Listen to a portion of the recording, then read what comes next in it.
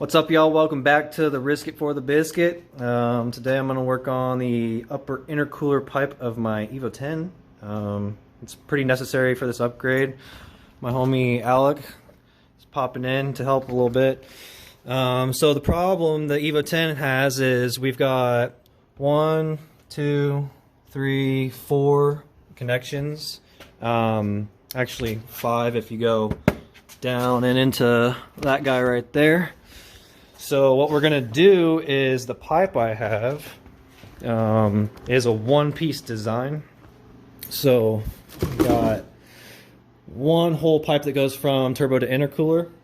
Only 2 places where it connects. So what's gonna happen with that is we're going to eliminate 1, 2, 3 potential areas of boost leaks. It's not like it's gonna happen, but might as well eliminate it. The other thing that's going to happen is we're going to gain power and a little bit of throttle response with the stock piping not expanding under boost pressure. So if you were to look at a dyno graph and it gets a little bit choppy up top, this will clean some of that up, because basically what you're seeing is this expanding a lot while it's under boost, and this is all going to be hard pipe now, and we're going to eliminate all that slop and have a much cleaner power curve. So let's get to it. I'll grab my dyno graphs here. I'm going to show you my initial baseline from this summer when Jake and I went up there to meet Will met us for my baseline, and we got all my initial numbers. So this is what we're looking at here. Sorry, I'm trying to hold it steady, but you could see I would make power and then it would cut out, and that was right at about, let's see, 3,600 RPM where it was happening, depending on the temperature and everything and how hard you were on the throttle. But what was happening is it was overboosting due to this intake being installed without a tune. And when the car overboosts on an MR, it like cuts out so you don't like burn the clutches up or something like that. I don't know what really the feature is, but anyways, it's an overboosting feature where it cuts the power for a moment, and that's what you're seeing right there. And once again, you'll see it happen up top. So I basically was losing all this extra power right here if you were to imagine to smooth this curve out. So now I have gotten back with the car from Modified by KC here, and they did an incredible job tuning my car. So I'm going to show you my new dyno graph, and it's going to show my baseline and then the improvements with the tune. I did throw on a catless pipe to kind of open it up a little more and give the turbo some breathing room.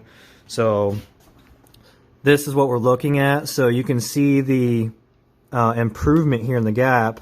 We're looking at about 70 wheel horsepower right there in that 4,000 RPM range that I was missing out on just because of the overboost and all the cutting out right there. So we've got that cleaned up.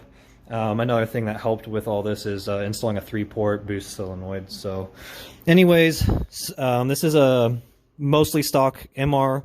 We ended up making 323 horse and 324 torque. Pretty good for intake and cat and catback exhaust, or a catless cat and a catback exhaust. And this choppiness is what I'm talking about that this pipe here is going to clean up. So let's go ahead and get to it.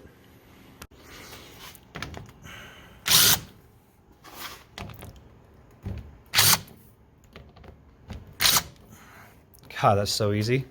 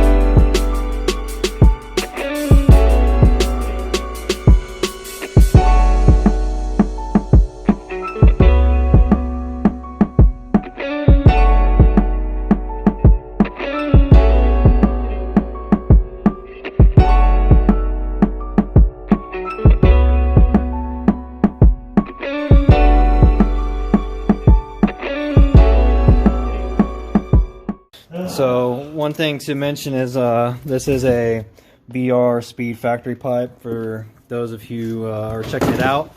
I'm going to have the link down in the description. The best thing about this I wanted to mention was this pipe is the best performing upper pipe that you can get for the Evo 10.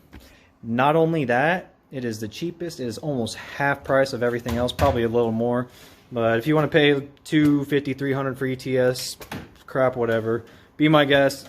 It works good, but I mean, I just don't want to pay the markup on stuff like that if it's not necessary. And this stuff isn't branded, so it's just clean looking to me. I mean, obviously I love ETS, don't get me wrong, but you know, if I want to... Alright, finally got it done.